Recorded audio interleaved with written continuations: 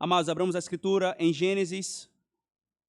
Nós vamos dar continuidade à exposição de Gênesis, irmãos, seguindo agora para o capítulo seguinte, Gênesis capítulo 39. Gênesis capítulo 39, como de costume, nós passaremos algum tempo, alguns domingos, neste capítulo, e esta será a primeira exposição, mostrando-nos a ideia central, a mensagem central desse texto. Gênesis 39.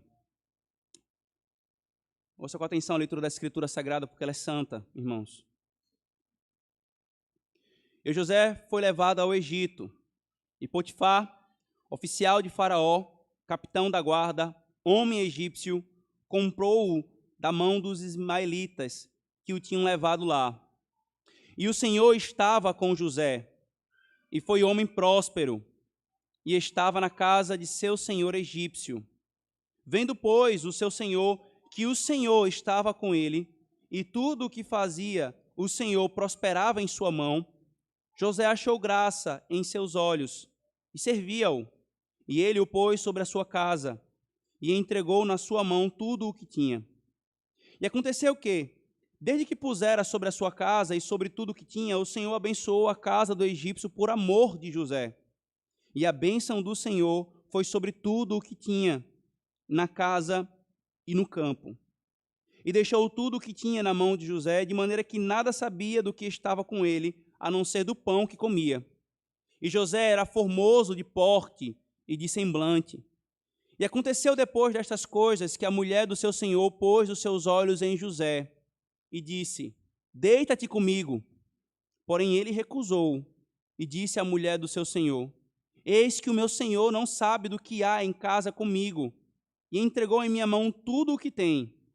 Ninguém há maior do que eu nesta casa, e nenhuma coisa me vedou, senão a ti, porquanto tu és sua mulher. Como, pois, faria eu tamanha maldade e pecaria contra Deus? E aconteceu que, falando ela cada dia a José, e não lhe dando ele ouvidos para deitar-se com ela e estar com ela, sucedeu num certo dia que ele veio à casa para fazer seu serviço. E nenhum dos homens da casa estava ali. E ela lhe pegou pela sua roupa, dizendo: Deita-te comigo. E ele deixou a sua roupa na mão dela, e fugiu, e saiu para fora. E aconteceu que, vendo ela que deixara a sua roupa em sua mão, e fugira para fora, chamou aos homens de sua casa, e falou-lhes, dizendo: Vede, meu marido trouxe-nos um homem hebreu para escarnecer de nós. Veio a mim para deitar-se comigo, e eu gritei com grande voz. E aconteceu que, ouvindo ele, que eu levantava a minha voz e gritava, deixou a sua roupa comigo, e fugiu, e saiu para fora. E ela pôs a sua roupa perto de si, até que o seu senhor voltou à sua casa. Então falou-lhe conforme as mesmas palavras, dizendo: Veio a mim o servo hebreu que nos trouxeste para escarnecer de mim. E aconteceu que, levantando eu a minha voz e gritando, ele deixou a sua roupa comigo e fugiu para fora. E aconteceu que, ouvindo o seu senhor as palavras de sua mulher, que lhe falava, dizendo: Conforme a estas mesmas palavras me fez teu servo, a sua ira se acendeu. E o senhor de José o tomou e o entregou na casa do cárcere, no lugar onde os presos do rei estavam encarcerados. Assim esteve ali na casa do cárcere. O Senhor, porém, estava com José, e estendeu sobre ele a sua benignidade, e deu-lhe graça aos olhos do carcereiro mor. E o carcereiro mor entregou na mão de José todos os presos que estavam na casa do carcereiro, e ele ordenava tudo o que se fazia ali. E o carcereiro mor não teve cuidado em nenhuma coisa que estava na mão dele, porquanto o Senhor estava com ele, e tudo o que fazia, o Senhor prosperava. Amém. Oremos, irmãos, mais uma vez ao Senhor nosso Deus, pedindo a sua bênção. Senhor, mais uma vez chegamos a Ti, Senhor, no Teu santo dia, mais um dia do Senhor da nossa peregrinação, e mais uma vez, Senhor, nossos lábios se cerram, os nossos ouvidos se inclinam à Tua palavra para nós a ouvirmos sendo pregada a nossa alma, Senhor. Ensina-nos, Senhor, o Teu Evangelho, Ensina-nos, Senhor, a tua lei e o caminho que devemos seguir. Mostra-nos, Senhor, a tua glória e nos maravilha com ela, Senhor. Nós oramos em nome de Jesus. Amém.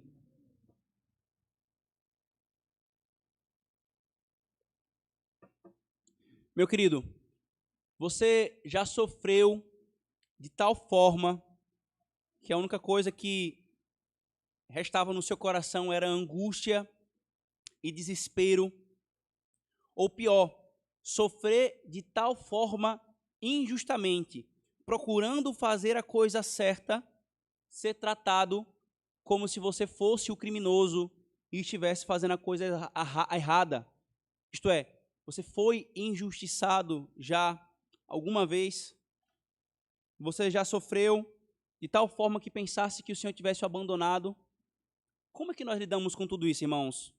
De forma que o Senhor seja glorificado. Mas não apenas isso.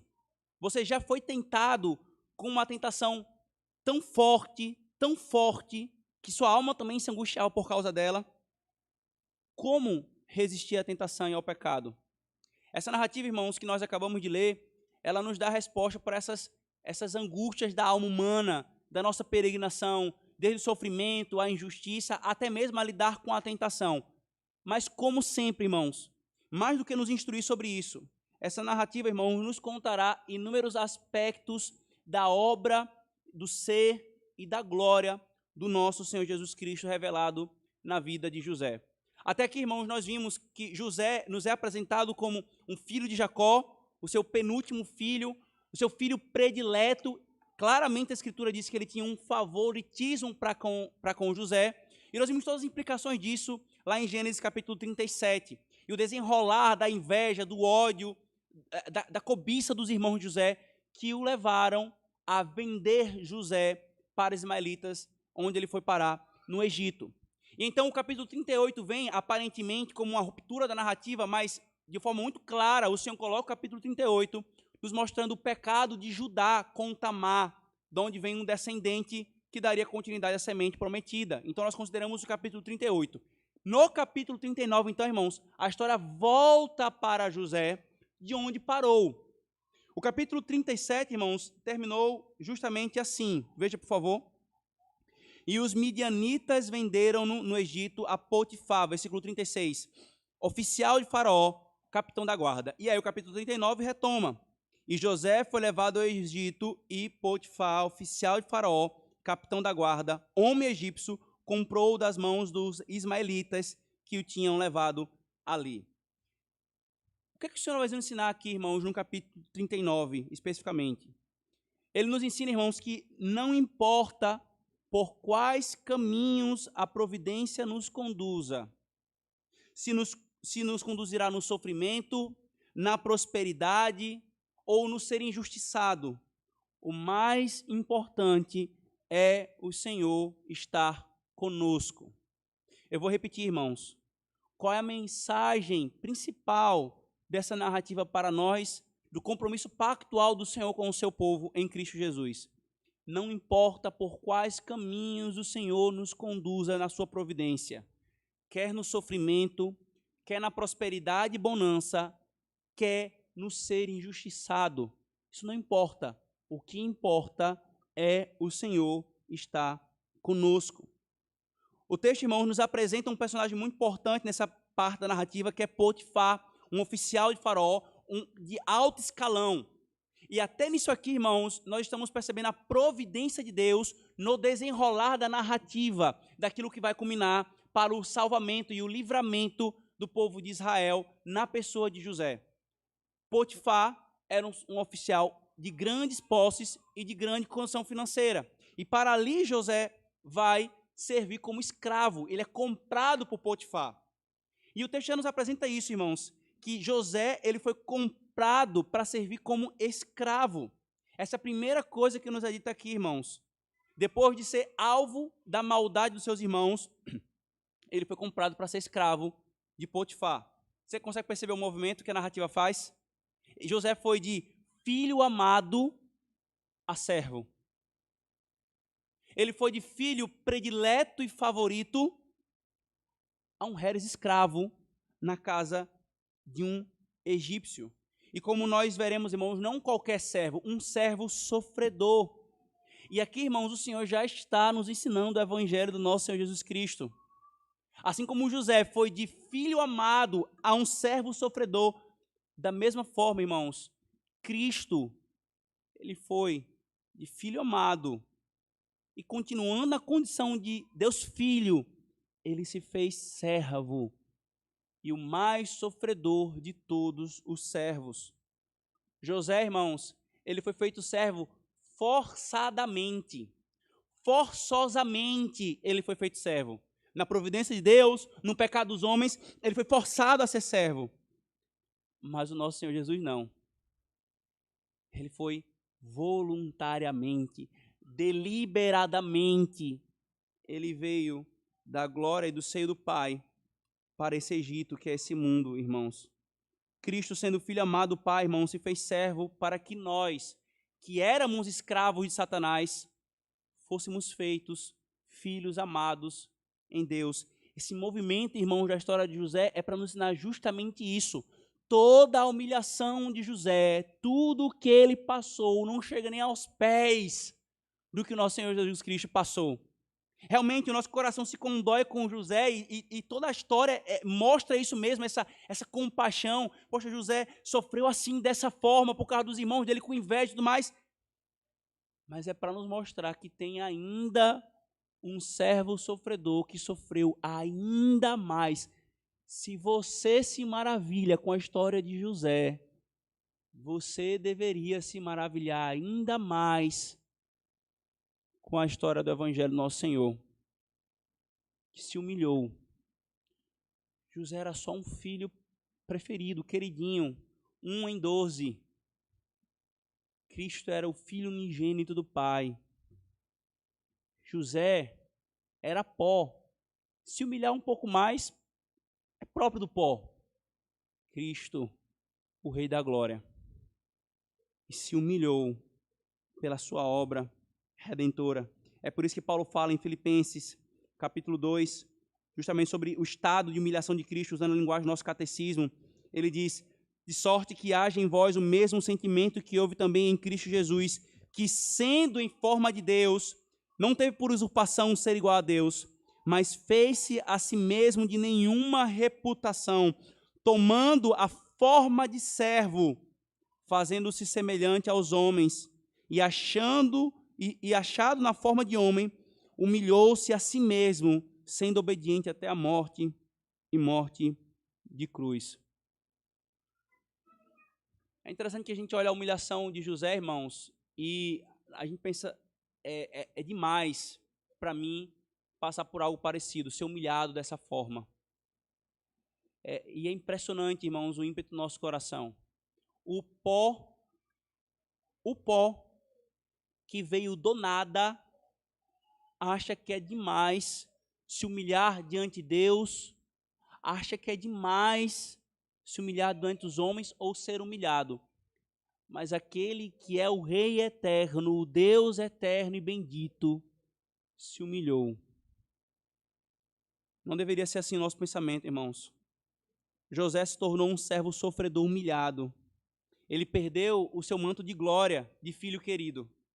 Cristo, sendo Deus, despiu-se do seu manto de majestade e se vestiu com os trapos da nossa carne. Cristo se tornou, irmãos, um servo sofredor em humilhação ainda maior. José era um tipo de Cristo.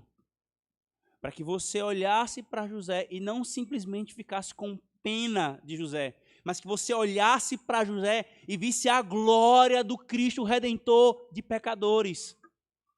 Aquele que se humilhou quando era cheio de glória. Mas aprendemos uma outra coisa aqui, irmãos, e é um ponto muito enfático nessa narrativa. A segunda coisa que nós aprendemos aqui não é só com Cristo como servo sofredor, mas também nós aprendemos aqui sobre a presença pactual de Deus para com o seu ungido, em especial, e para com o seu povo de forma geral, irmãos. A narrativa, queridos, ela caminha descrevendo os atos da narrativa em 3 momentos. Há 3 momentos na narrativa aqui, e em cada um desses momentos nos é repetida uma informação, E a igreja sabe que quando a narrativa repete 1, 2, 3, 4 vezes, o Senhor fala assim, ei, olha para cá, esse ponto aqui é fundamental para vocês entenderem o que eu estou querendo ensinar. O primeiro momento da narrativa, irmãos, é justamente quando José ele é comprado por Potifar e ele é colocado como um administrador da sua casa. Uma posição, conforme nós lemos no texto, altíssima. José chega a dizer para a esposa de Potifar que não havia ninguém maior do que ele na casa depois do próprio Potifar. Então, Potifar, como o senhor da casa, o chefe da família, ele estava no topo. Quem vinha abaixo? José. Então, ele foi colocado como um administrador. Por quê? Por que ele foi colocado ali? Porque Potifar via que tudo que estava na mão de José prosperava. Tudo que estava na mão dele prosperava. A pergunta é, por que prosperava? Aí o texto vai e nos diz, no versículo 2 e no versículo 3, porque o Senhor estava com José. Nos 3 primeiros versículos são repetidas 2 vezes essa informação. O Senhor estava com José e foi homem próspero e estava na casa do seu senhor. Vendo, pois, o seu senhor que o Senhor estava com José, com ele, tudo que fazia o Senhor prosperava em sua mão. Então o texto já começa nos apresentando essa informação. Quem está com José? O Senhor. Só que aí vem um segundo momento da narrativa, irmãos, que é da lasciva esposa de Potifar tentando deitar-se com José a fim de cometer adultério. E pela graça de Deus, irmãos, poderosamente José resistiu. Nós vamos considerar em outra exposição essa questão dessa tentação e dessa ocasião aqui do pecado sexual. E embora, irmãos, o texto não explicite, o que é que está implícito no texto? Como é que um homem pode resistir a uma tentação dessa magnitude? Porque como eu mostraria para a igreja, irmãos, aqui não é qualquer tentação. Não é uma tentaçãozinha de leve e superficial. Há uma descrição reiterada aqui, irmãos, de agravantes que dão uma força muito grande a essa tentação. Como é que um homem pode resistir a uma tentação como essa? Pela mesma razão que foi falado nisso no primeiro momento. O Senhor estava com ele. Então, implicitamente isso é falado, irmãos. Mas então vem e José é acusado injustamente. E José é colocado na cadeia como um prisioneiro, como um criminoso. E o que é que o texto conclui no versículo 21 e no versículo 23? Versículo 21. O Senhor, porém, estava com José. Versículo 23, o meio do versículo.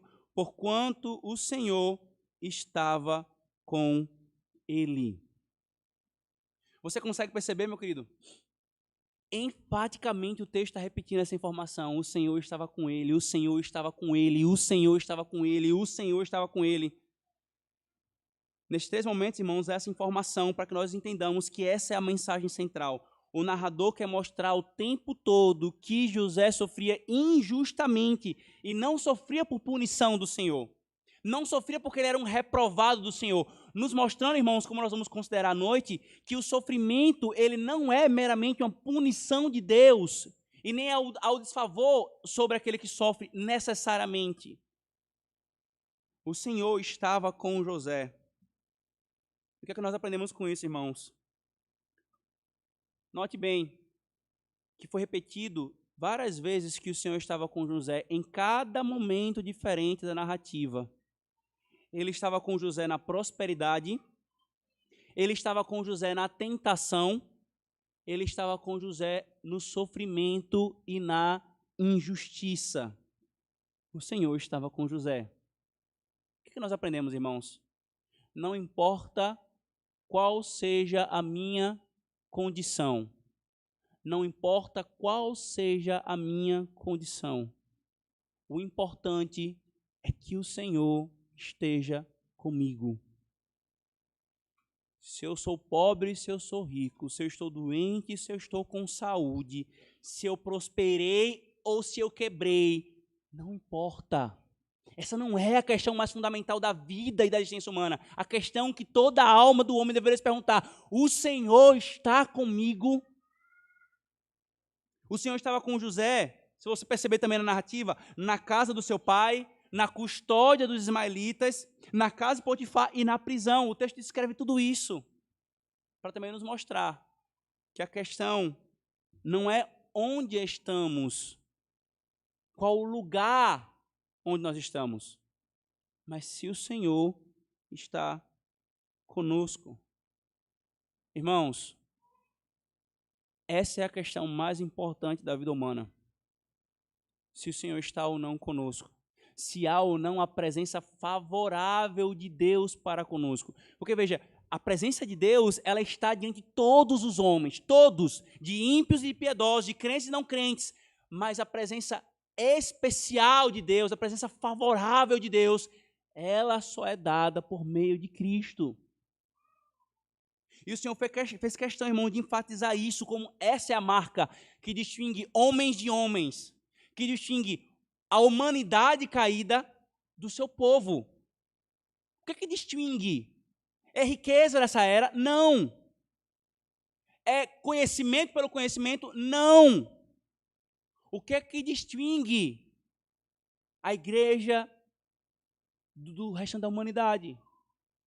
Venha, por favor, Gênesis capítulo 21, para você ver que essa é uma ênfase do livro de Gênesis o tempo todo. Gênesis 21.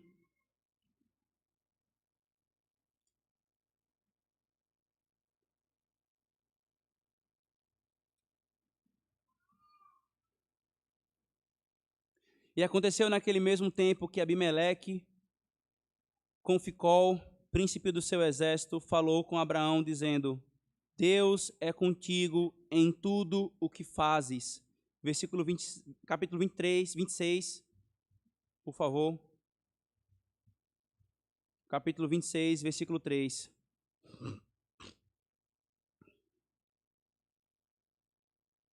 O Senhor falando a Isaac: peregrina nesta terra e serei contigo. Isto é, estarei contigo e te abençoarei. Veja, por favor, 28, Gênesis 28.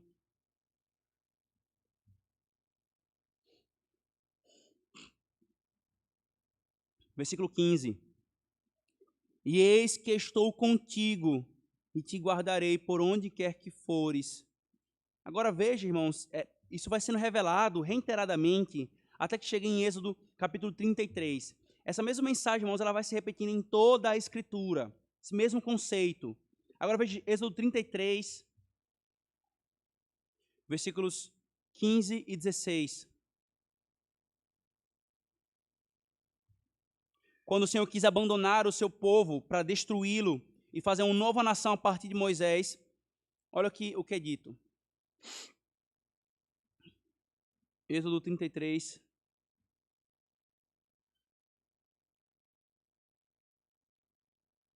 Por favor. Ele diz: E virou-se Moisés e desceu do monte. Espera aí, só um instante, irmãos.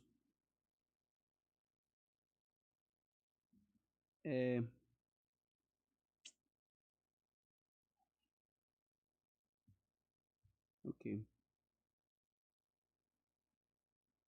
Ok, irmãos, eu notei o versículo errado. Mas é nessa narrativa do capítulo 33 em que Moisés fala e argumenta com o Senhor. Qual é a diferença entre nós e os outros povos da terra? 16, não é isso? E por que eu não estou... eu descobri o porquê que eu não estou achando. Eu estou no capítulo errado. Achei.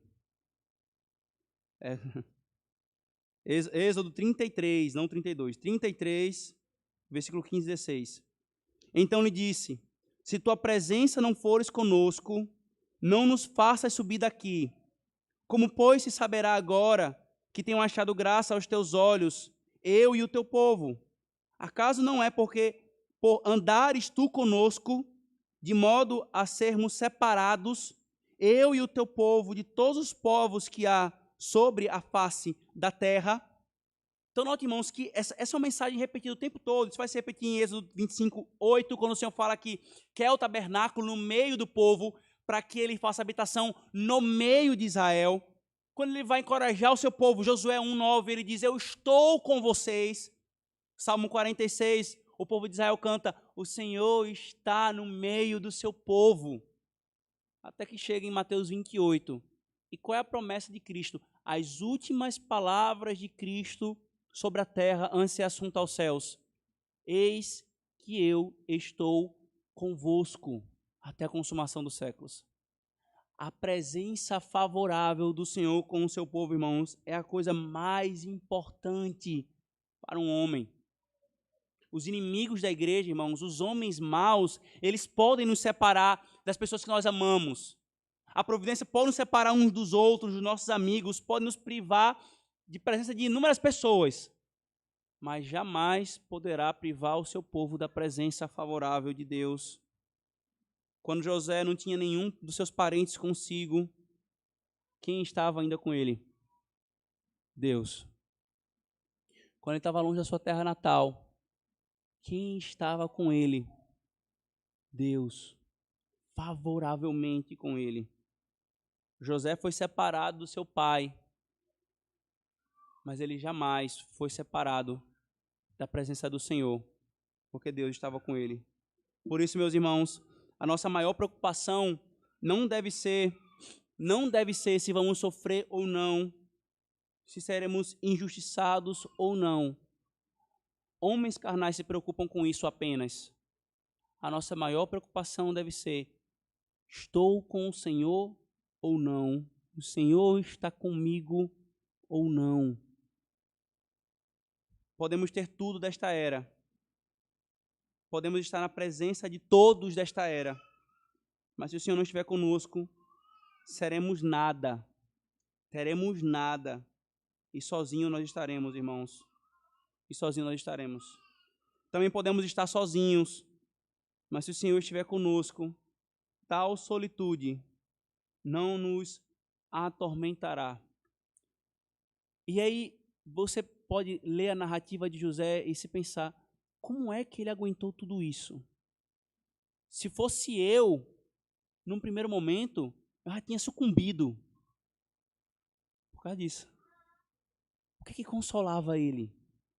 É a sensação, a percepção desse fato. É isto que nos consola, irmãos. Enquanto você pode ser tentado a querer buscar consolo e refrigério no meio das aflições, das provações, das injustiças, em coisas que a carne pode nos dar, você não vai encontrar. E é isso que os conselhos ímpios querem dar para você. Alívio de angústias naquilo que a carne pode oferecer. Mas não tira. Só tem uma coisa que consola um homem. Só tem uma. Deus está favoravelmente com ele. E foi isso que consolou. E aqui, irmãos, Cristo também nos é anunciado de duas formas, pelo menos. Primeiro, quando a Escritura nos diz que Deus só pode estar favoravelmente com o homem por meio de Cristo. Porque é muito comum, especialmente aqui no Brasil, com uma mentalidade muito romanista e muito religiosa no sentido geral, de falar-se de Deus de forma genérica. Não, Deus está comigo, não, Deus me abençoou, não, eu dou graças a Deus. Isso você encontra até na boca de ímpios. Que bom que ao menos isso você faz. Mas, meu querido, se você não faz isso por meio de Cristo, isso não é dar graças a Deus. Potifar foi abençoado por Deus. Potifar prosperou financeiramente, mas ele não tinha a presença de Deus com ele. Sabe onde é que Potifar está agora? A glória dessa terra desvanece, mas a presença de Deus com o seu povo vai desta era à eternidade. Desta era à eternidade. Para nos lembrar, isso é o mais importante, e você só pode ter isso se for por meio de Cristo. Se você não agarrou a Cristo com toda a fé, você não tem a presença de Deus favorável na sua vida. Mas você tem outra coisa, conforme João fala em João 3,36. A ira de Deus permanece sobre você. Mas aqui, irmãos, Cristo também nos é revelado e nos é anunciado quando o tempo todo a expressão hebraica que é usada aqui é o Senhor está com José. Se você puder, se você lembrar-se bem, essa mesma expressão, ela é usada na profecia de Isaías, quando vai falar sobre Cristo, que ele é o Emanuel, é o Deus conosco. Cristo, irmãos, é anunciado aqui. Cristo é chamado nas Escrituras de o Deus conosco. Então, ao dizer que Deus estava com José, a todo instante se repete o nome do nosso Senhor. Emanuel, Deus conosco, Deus conosco. Cristo, Cristo. Só há favor de Deus por meio de Cristo. Você tem lidado com a solidão, meu querido? Você tem lidado com o abandono? Você foi abandonado ou abandonada? Pois bem, você não vai encontrar consolo quando algum homem lhe acolher, algum ser humano nessa criação lhe acolher. Você não vai encontrar satisfação para a sua vida quando você for amado pela criatura. Você só vai encontrar alegria em meio ao abandono de tudo e de todos quando Deus lhe acolher em sua presença favorável e graciosa. Você tem buscado desesperadamente a presença de criaturas, mas tem desprezado a presença de Deus na sua vida? Como é comum isso, irmãos? Como é comum pessoas ímpias, até no meio do povo de Deus, assim, eu não consigo ficar sozinho, eu preciso de sempre alguém ao meu lado, e sempre na busca de encontrar satisfação em ter alguém ao lado. E quando não tem alguém, sucumbe no desespero da solitude, da solidão. Mas você tem a presença de Deus. Você quer remédio mais poderoso do que esse? Mas questione-se, meu querido, diante de tudo isso, faça o autoexame da sua alma. Deus está na sua vida, com você. E mais uma vez, não adianta você falar de forma genérica, Deus está comigo. A questão não é essa. Se em Cristo você pode falar na certeza da fé, como Pedro fala, na plena certeza da fé, que Ele está com você. E que você, ao fechar os seus olhos, você estará com Ele. Mas nós aprendemos uma terceira e última coisa aqui, irmão, nesse primeiro momento e nessa mensagem central dessa narrativa. Há uma coisa que vem junto com a presença do Senhor. A presença do Senhor com José redundou em bênçãos, isto é, em seu favor. E aí você pode pensar assim, mas pastor, como é que é isso? Porque, beleza, a presença do Senhor estava com José e ele o abençoou, mas ele estava como escravo. E depois estava sendo injustiçado. E depois estava preso. É para que nós entendamos, irmãos, mais uma vez, que a bênção do Senhor não se resume a coisas desta era meramente. Mas, inclusive, até nisto você tem aqui a bênção do Senhor, irmãos. Qual a primeira coisa que nós aprendemos, então, com isso, queridos? Quando o Senhor, a Escritura nos diz aqui, reiteradamente, que o Senhor abençoava Potifar por meio de José, por amor de José, ou abençoava José, e depois abençoava o carcereiro por causa de José, ele está nos ensinando, irmãos, o tempo todo que não há nenhuma bênção nesta era que não flua somente do Senhor Deus. Ele é a fonte de todo bem, irmãos. Ele é a fonte de toda bênção. Sobre ímpios e piedosos, as bênçãos temporais e as bênçãos espirituais, nenhuma vem se não for por Deus. Nenhuma. E aí você vê um grave pecado aqui, irmãos. Aqueles que pensam que conseguem algo pela força do seu trabalho, pelo seu braço forte, são idólatras de si mesmos e cegos. No Brasil você tem, costumeiramente, dois extremos de seres humanos no que diz respeito a isto. Ou e aqui para mim a maioria, o preguiçoso, o que quer ganhar o dinheiro fácil, o que quer ganhar dinheiro sem trabalhar, e aí o malandro, o espertão, ou o que é trabalhador, mas que pensa que tudo que ele obtém é pela força do seu braço. Este, embora não peque com a preguiça, com a quebra do 8º mandamento, ele quebra o 1º mandamento. Ele é idólatra de si mesmo. Ele é cego. Porque a pessoa que pensa que consegue as coisas nesta era tão somente pelo braço forte e pelo seu trabalho, ele não consegue perceber as zilhões de coisas ao seu redor que não dependem dele. Meu querido, a sua saúde para você trabalhar não depende de você. Se você pegar um bichinho que você não consegue nem ver, chamado vírus, ou um outro chamado bactéria, você está de cama e arriada, acabou. Basta uma célulazinha que você nem consegue ver olho nu se multiplicar de forma desordenada e você tem um câncer. Coisas estão fora do seu poder totalmente. Mas muitos homens pensam, foi o meu trabalho, o meu braço forte, fui eu que consegui. Ou então, basta Deus me dar saúde. Se Deus me dá saúde, o resto eu faço. Não tem nenhuma bênção que não venha se não for diretamente da dádiva do Senhor. Ele sim usa meios, os meios do trabalho, ele sim usa meio de bênçãos de pessoas e etc. Mas só vem dele. Ímpios e piedosos, irmãos. Por isso, querido, reconheça para além da boca para fora que tudo vem do Senhor. Lute contra qualquer sentimento, qualquer pensamento de que no fundo assim, fui eu que consegui isso, fui eu que conquistei isso. Lute, porque você pega contra o Senhor com isso. Se vem do Senhor, você tem de render graças a Ele, tão somente a Ele. Você tem de lidar com todas as bênçãos, então, já que vem dele, segundo o que Ele diz.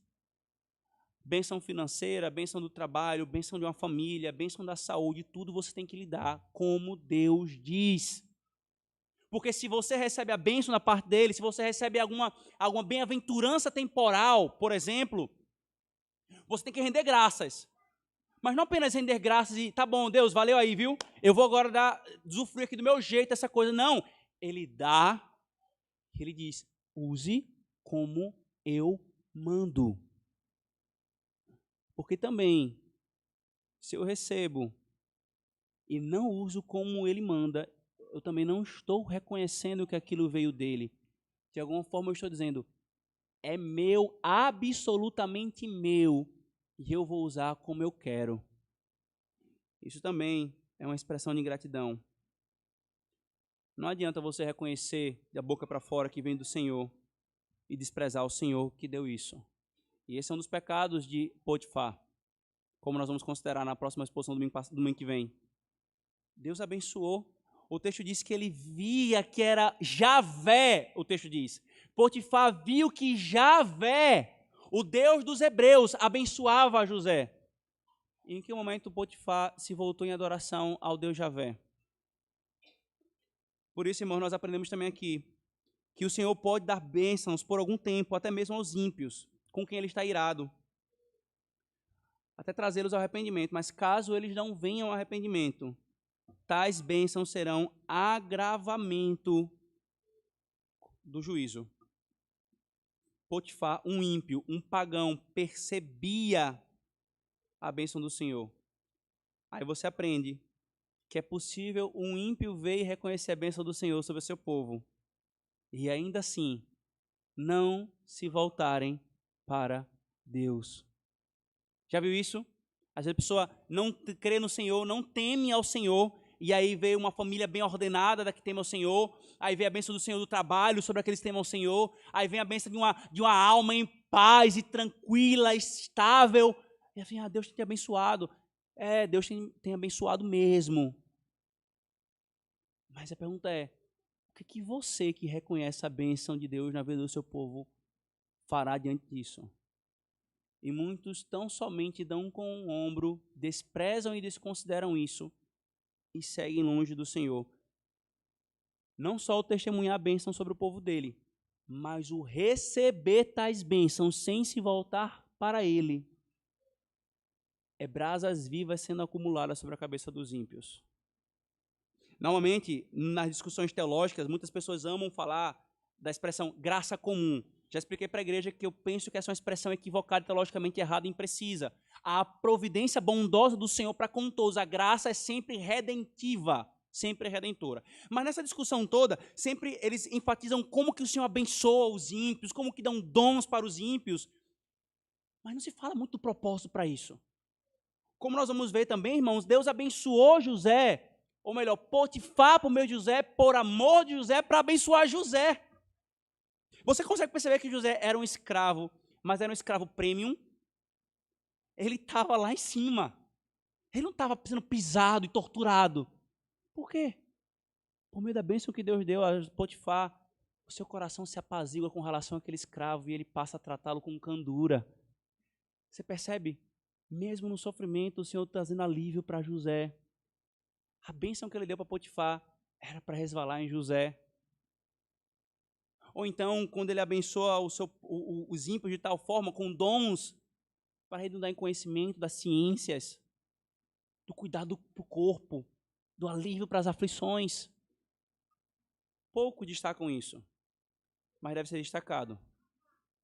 Todas as bênçãos que foram derramadas nesta era, cada chuva, cada sol, cada molécula de oxigênio que foi desfrutada, cada detalhe, no último dia, será usado como testemunho e agravante de juízo de todos os homens que receberam isso da mão do Senhor e não renderam graças e não se voltaram para Ele. E aí eles vão pensar, melhor seria que eu não tivesse recebido nada dessas coisas nessa era. Mas vai ser tarde demais. As bênçãos temporais, queridos, são fumaça. E é tragicamente cômico como que homens que tanto prosperam nesta era são costumeiramente aqueles que mais deixam de lado o temor a Deus. São costumeiramente aqueles que pensam que não precisam de Deus. Costumeiramente é dito assim, não, eu tenho condição financeira, para que eu vou ficar buscando a Deus? Ou eu tenho saúde, para que eu vou buscar a Deus? E não pouco só busca quando o Senhor quebra e humilha. E ainda assim muitos não vão. É tragicamente cômico. Porque eles não percebem que é o Senhor que está dando. Eles acham que essas bênçãos elas vão ser para sempre, mas essas bênçãos são fumaça. Elas vão até o túmulo. Morreu, ficou. Agora, a bem-aventurada presença do Senhor, a sua bênção, segue por toda a eternidade. Por isso, se você tem recebido do Senhor e não tem reconhecido, mais uma vez, mais do que um mero reconhecimento impessoal, mas um reconhecimento entregando-se a Cristo, você está sendo avisado agora que você está acumulando juízo sobre a sua cabeça. Volte-se para Cristo, você que não crê nele, e você que já crê, igreja, jamais cerre os lábios em ações de graças, por cada detalhe que ele dá ao seu povo. Aprendemos aqui também, queridos, que a bênção sobre os ímpios, como eu falei, são para abençoar a igreja. Deus abençoou Potifar por meio de José. Potifar prosperava, mas foi para que José fosse aliviado da sua aflição. Veja, por favor, Provérbios 13. Olha o que é dito em Provérbios 13.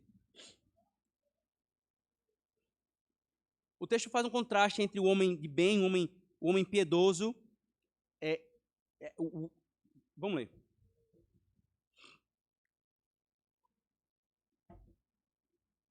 Provérbios 13, 22. O homem de bem deixa uma herança aos filhos de seus filhos, mas a riqueza do pecador é depositada para o justo. Olha que coisa interessante, irmãos, esse texto. A Provérbios está constatando, certo? É uma constatação. O que é o homem de bem? É o homem sábio, é o homem piedoso, é o homem que trabalha não só para si mesmo, mas para sua família. É o homem que recebe do Senhor as bênçãos materiais, por exemplo, e ele não é egoísta, ele está pensando na sua família, ele está pensando no outro. Então, esse homem ele vai deixar uma herança para os seus. Esse aqui é a ênfase do texto. Mas aí tem um detalhe. É dito que o pecador, a riqueza que ele conquista, ela vai ser depositada para o justo. Como se o Senhor fizesse uma transferência de propriedades para aqueles que temem ao Senhor. Portanto, irmãos, não poucas vezes Deus abençoou a igreja por meio de ímpios, que ele abençoou antes e os usou para isso. Basta você ver o retorno do povo do exílio babilônico, como que o rei da Babilônia, em toda a sua prosperidade, abençoou a igreja para que ela pudesse se reconstruir ali. O mundo todo, irmãos, é da igreja. O mundo todo. Tudo que os seus olhos podem ver e que os seus olhos tocam pertence à igreja. Não importa se nesta era esteja sob a administração de outros. Na consumação, esta herança será dada ao povo do Senhor. Então não nos assusta Deus fazer isso. A bênção de Deus sobre Potifar foi um instrumento de Deus para trazer refrigério à servidão de José. Por isso, meu querido, quando nós olhamos para essa narrativa, nós aprendemos que nós não devemos nos angustiar com o que temos ou deixamos de ter. Se Deus quiser e for para o bem da tua alma, for segundo a sua sábia dispensação, Ele lhe dará. Mas também, você percebe que, olhando para o próprio Senhor Jesus Cristo, no seu paralelo com José, Cristo não tinha nada nesta terra, nada. E não lhe faltou nada do que era necessário para a caminhada aqui. Para que nós descansemos no Senhor, no seu cuidado. Mas, mais uma vez, de onde e do que, por meio do que vêm essas bênçãos? O que significa tudo isso? Bênçãos temporais, bênçãos espirituais. É se por meio de Cristo. É se você tem a Cristo e por meio de Cristo o Senhor abençoa os homens. Então entendamos, irmãos, que a presença de Deus com o seu povo é a coisa mais importante que nós podemos ter. Amém. Oremos, irmãos. Senhor Deus, obrigado, Senhor, por essa porção da tua palavra que nos narra, Senhor, nos descreve tanto sofrimento, Senhor, tanta injustiça e humilhação, mas ao mesmo tempo nos mostra, Senhor, qual é a coisa mais importante da nossa vida e da nossa caminhada. Louvado seja o Senhor por essa instrução, Senhor, e nos faz amar e desejar ardentemente a tua presença conosco, como a coisa mais importante que nós temos, Senhor. Que nós não desprezemos isso e nós tenhamos isso como a coisa mais cara da nossa existência. Nos faz, Senhor, perceber a tua bênção sobre nós, mesmo nas aflições e nos sofrimentos, e nos faz render graças a Ti por meio de Jesus Cristo, porque é por meio dele que o Senhor nos abençoa, com bênçãos temporais e espirituais, Senhor. Nós te louvamos por tudo, em nome de Jesus. Amém.